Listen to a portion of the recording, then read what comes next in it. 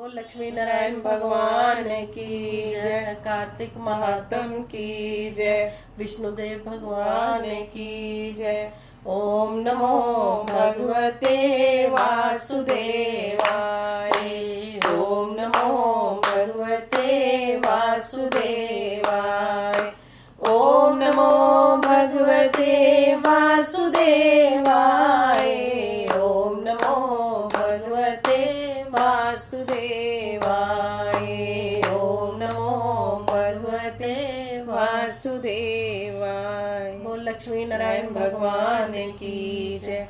अभी तक हमने 8 अध्याय कर लिए हैं और आज पढ़ूंगी 9वां अध्याय। और अभी तक हमारे जिन सुनने वालों ने अभी तक हमारे चैनल को सब्सक्राइब नहीं किया है वो कर दीजिए।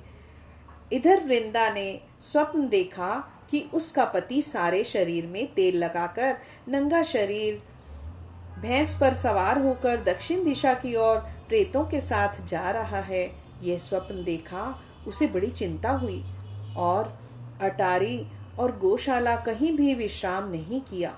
तब वह एक वन से दूसरे वन में चली गई। वहां वृंदा ने सिंह जैसे मुख वाले 2 राक्षस देखे। उन्हें देखते ही वह डर के मारे भागी। आगे जाकर उसके शिष्य सहित एक तपस्वी मुनि को देखा और उनसे अपनी रक्षा के लिए कहा। उसकी प्रार्थना सुन मुनि ने अपनी एक हुंकार से उन राक्षसों को भगा दिया। इसके पश्चात वृंदा ने मुनि से विनय पूर्वक कहा कि महाराज, मेरे पति जालंधर और महादेव जी में घोर युद्ध हो रहा है। उसमें किसी की विजय होगी, कृपा करके बताइए, क्योंकि आप सर्वज्ञ हैं। यह सुनकर मुनि ने ऊपर को देखा। उसी समय 2 बंदरों ने आकर मुनि को प्रणाम किया और मुनि के संकेत पर वे दोनों बंदर वहां से चले गए।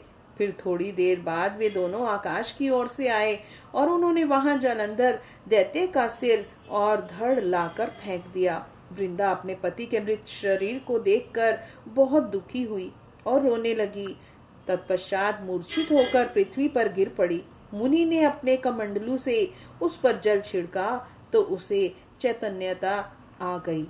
तब वह पुनः विलाप करती हुई मुनि से बोली कि महाराज, जिसने देव, गंधर्व और विष्णु सहित तीनों लोकों को जीत लिया है, वह शिव के हाथ से कैसे मारा गया? हे मुनि, आप बड़े सामर्थ्यवान हैं। किसी प्रकार मेरे पति को फिर जीवित कर दीजिए। तब मुनि कहने लगे कि शिवजी के हाथ से मरे हुए को कौन जीवित कर सकता है, लेकिन फिर भी तुम पर कृपा करके हम उसको जीवित कर देते हैं। ऐसा कहकर मुनि अंतर ध्यान हो गए और जालंधर जीवित होकर वृंदा के साथ प्रेम आलाप करता हुआ आलिंगन बद्ध हो गया। वृंदा भी अपने पति के वेश में विष्णु के साथ उस वन में रमण करती रही। परंतु एक दिन मैथुन के पश्चात अपने पति के वेश में विष्णु को देखकर बहुत क्रोधित हुई और श्राप देती हुई बोली कि तुमने मेरा पतिव्रत धर्म नष्ट किया है, इसलिए मैं तुमको श्राप देती हूँ। निश्चय ही वह कपट मुनि तुम ही थे और तुमने जो 2 राक्षस कपट के बनाए थे वही कालांतर में तुम्हारी स्त्री का हरण करेंगे और जो तुम्हारा शिष्य था वह बंदर रूप धारण कर तुम्हारी सहायता करेगा।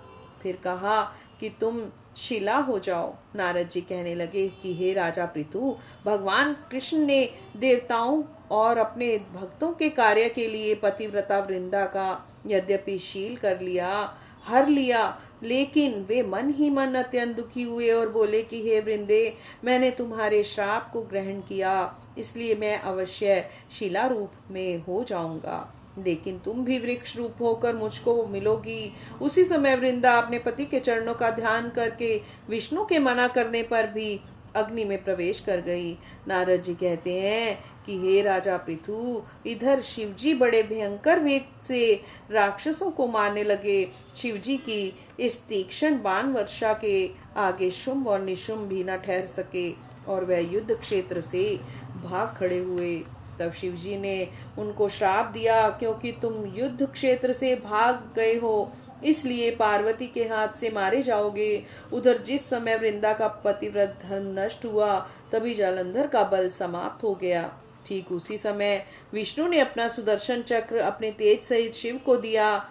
फिर शिवजी ने अपना ऋषियों के तप का पतिव्रता स्त्रियों का और ब्रह्मा जी का तेज उसमें जोड़कर जालंधर दैत्य पर छोड़ दिया, जिससे उसका सिर कटकर भूमि पर गिर गया। सिर और धड़ अलग होते ही जालंधर का तेज उसके शरीर से निकल श्री शिवजी में और वृंदा का तेज श्री पार्वती जी में समा गया।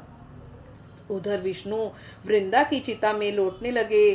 तब सब देवताओं ने शिवजी की स्तुति की और कहा कि महाराज, जालंधर को मारकर आपने देवताओं का बड़ा उपकार किया है, लेकिन एक महान अनर्थ हो रहा है, कृपा करके उसका भी कुछ उपाय कीजिए।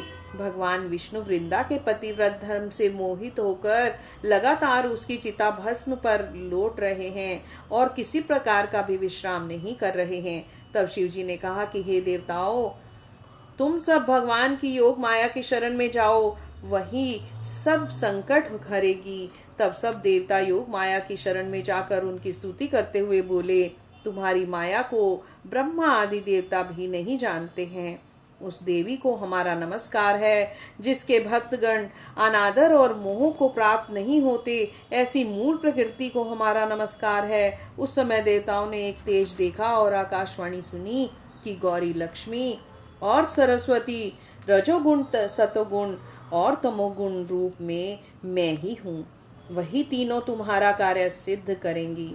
उन देवियों की तुम आराधना करो।